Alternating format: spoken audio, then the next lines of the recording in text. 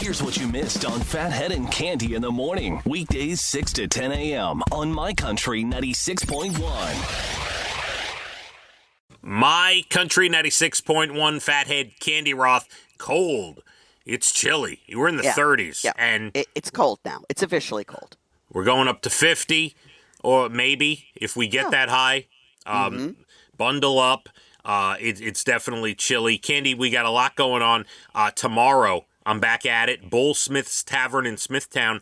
We start the live broadcast at 7. We start ticket giveaways. We got DJ Impact at 9. We're giving away secret holiday show tickets every 10 minutes. We're giving away premiere concert tickets for other shows. Wow. Throughout the night. The $5 PBR Tall Boys, the food. We'll have the Washington-Philadelphia football game on. Big football game tomorrow night. Yeah, we're going to be at Bullsmith's on Thursday again. Beautiful. And can't wait. You are hyped up this morning. I'll tell you what. I woke up at 2:30 in the morning. I could not get back to sleep. I hate when that happens. And I am wired, man. You are wired. Yeah, everything is funny. You could say the least funny thing this morning, Cande. You are wordy. Yeah, I am. I am a little wordy. I better take advantage of this morning. All right. Now, what were we doing? Oh, I wanted to tell you that I did see the Instagram for My Country with all that you're doing to help people around Thanksgiving. Oh, yeah, the food drive. It's amazing. Of course. You know, when I can't get enough of you during the morning, I have to turn to Instagram to see more of you. Cande, all day when we're done, she sits on her couch. Yeah. Pining for more time with me. Correct. And, I mean, I think that's an appropriate word in this case. Pining. Oh, pining. Yeah, that's a good one. And she just scrolls through social media praying that I put a video up. Praying.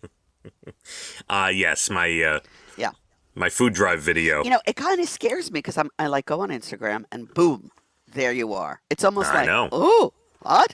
Yeah. Anyway. Yes, takes you by surprise. You want to talk about the drive at all? Because that would be something interesting. Yeah, look, the food drive, we do the weekend always. We do the weekend prior to Thanksgiving. So we do it the Saturday, Sunday this year, the 23rd and 24th. And it's at the Super Walmart in Yaphank. What a location. And if you don't bring the non-perishables and all the donations, the proper thing to do is you go into Walmart, you do your shopping over the weekend at Walmart, and you buy some stuff for us. You come out, we're right outside the doors, and we have a broadcast area and donation buckets and a truck, and yeah, it's awesome. It is awesome. Oh, it's going to be great. I hope you get a lot of donations. Very important time of year for that. Absolutely. We want everyone to help out and donate. You did a very good job telling us about that. Thank you. I was a little wordy on the video. No, I thought it was perfect. All right. Thank you. Cande, about a month ago or so, we told you all the nominees for the Toy Hall of Fame. You did. Now, as we've known hold on. Over the years, this is like they nominate 15 toys and only 3 get in every year. It's very hard. Crazy. Yeah. Just to tell you how hard it was, last year's inductees, this is last year, Nerf stuff, Cabbage Patch Kids, baseball cards, and actually they had 4 last year, the Fisher-Price Corn Popper. Now, could you imagine, last year was 2023, and those 4 things were just being inducted. First of all, the corn popper, I remember having as a kid, okay? Yes. And I'm no spring chicken. And I bought one for Maeve when she first was born, her first Christmas. And so that's crazy. I mean, that took decades to get into the Hall of Fame. Right, and Nerf and Cabbage Patch Kids. And do boys and girls collect baseball cards anymore? I don't know if you know this.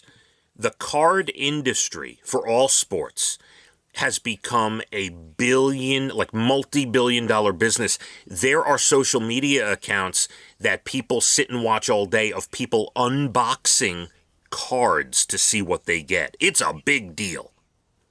So they are. A huge deal. Or is it the older people that used to love baseball cards? No. I mean, do kids really collect? People. So it's not kids collecting cards anymore.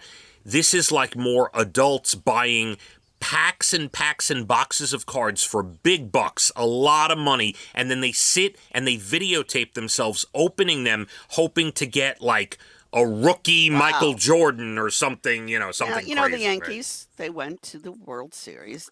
Are there cards that you can buy with all the Yankees on the team this year? Yeah, I'm sure there are. I'm sure you could buy a Yankee pack itself. I Yeah. Nobody talks about that anymore. But it's become like a collectibles business out there. Gotcha. So here are the 3 toys that were inducted into the Toy Hall of Fame. I'll start with one that I've never heard of. The card game called Phase 10. Do you know what this is? I have no idea. I never heard of it. It was created in 1982. It's called Phase 10. It was just inducted into the Toy Hall of Fame. And by the way, it beat out, I'll get to the top 2 in a minute. It beat out, here's ones that didn't get in. Trampolines, the hobby horse, remote-controlled vehicles, Pokemon. These things did not get in. Hess toy trucks didn't get in. That's unbelievable. And I've never heard of it. You've never heard of it. My kids obviously never played it. I don't know what that is. And Who's Phase making 10. these decisions? I don't know. Now, the other 2 you definitely heard of. It's About Time. I remember this as a kid. Transformers is in the Toy Hall of Fame. Yes, very popular. I remember it came out in 1984. I was about 11. The cartoon, the toys would transform from a car to a monster to a robot. Back to a car. Yeah, and finally in the Toy Hall of Fame, the other one that was inducted, first produced in 1982, My Little Pony. Yeah. I think girls still love My Little Pony. I'm a little older than My Little Pony, I think. In the 80s, I was doing other things, honey. I wasn't playing with My Little Pony. I can't believe I just asked it. This is what lack of sleep does. I know exactly where you are. You were working. You were already in traffic in 1982. I was in my first job in radio in 1982, which was not in traffic. I was at Asbury Park at WJLK FM.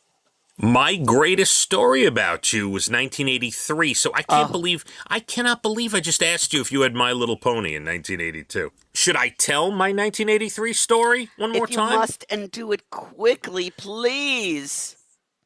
I was 10 years old. Sicily, 1983. I was 10, driving on the Belt Parkway with my family. You were not driving. You were riding. I was in the car. I was about 11 years old, 10 to 11 years old. No, 10, I'd say. All right. And I remember having the radio on, and there she was. I heard this voice, and I turned to my parents, and I said, I will work with that woman one day. I think this story is completely made up, and the more you tell this story, the more I really know it's made up. The turning to my parents saying I'd work with you is made up. Mm-hmm. The rest of it is core memory. I remember it like it was yesterday. Listening to you. Honey. I do. We're meant to be. Yes. All right. Now on to something else for you. What about a New York City skyscraper that wants to be put into development that people are rallying against? Listen to this. All right. There's a building proposal called the Big Bend, B-E-N-D. Looks like a giant paperclip, and they want it to become the tallest building in the United States.